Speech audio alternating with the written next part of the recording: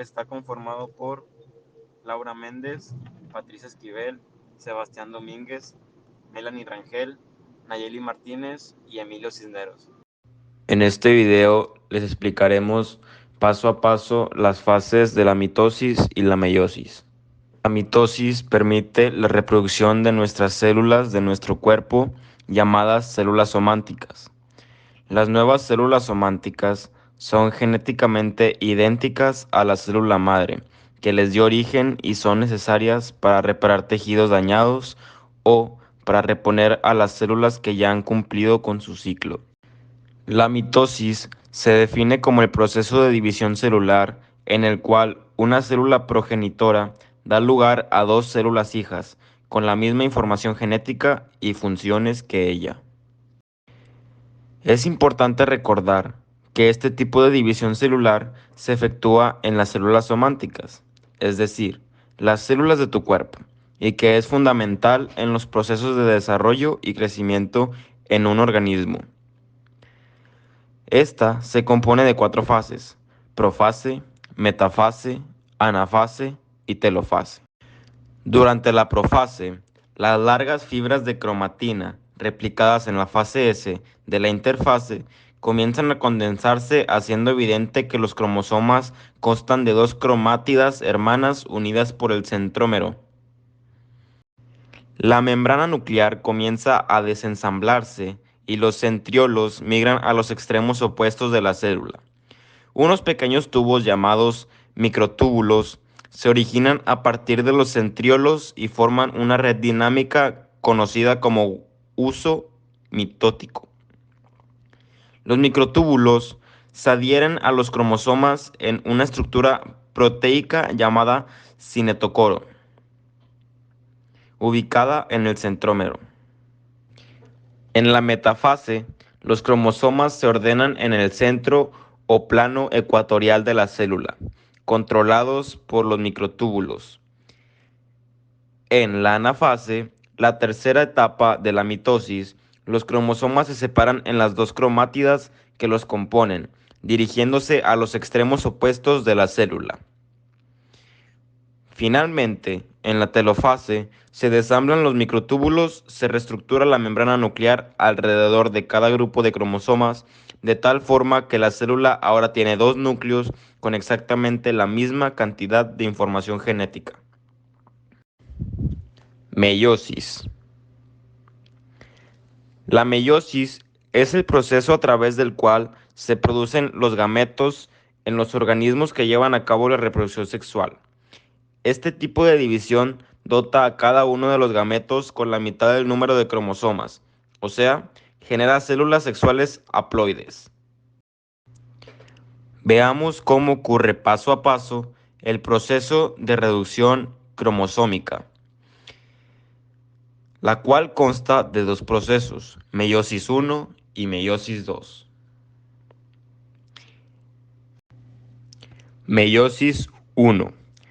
Para iniciar con la meiosis 1, es necesario recordar los pasos de la mitosis, que son profase, metafase, anafase y telofase. Debido a que aquí se siguen los mismos pasos, pero los procesos que operan en ellos son un poco diferentes. Profase 1. En esta primera fase, los cromosomas no solo se condensan como sucedía en la mitosis, sino que en la profase 1 de la meiosis, cada cromosoma se une con otro de un tamaño similar y con los mismos tipos de genes ubicados en el mismo lugar, casi como si se vieran en un espejo. Este proceso se conoce como sinapsis. En otras palabras, podemos definir la sinapsis como el proceso que permite la alineación y la unión de los cromosomas homólogos uno al lado del otro. Así que, en la profase 1 de la meiosis 1 se tiene un conjunto de parejas cromosómicas de papá y mamá. A estas parejas se les conoce como tétradas, por ser un conjunto de 4 cromátidas, pero esto no termina aquí. Las cromátidas de cromosoma proporcionando por tu padre se quedan con algunos genes de tu madre y viceversa.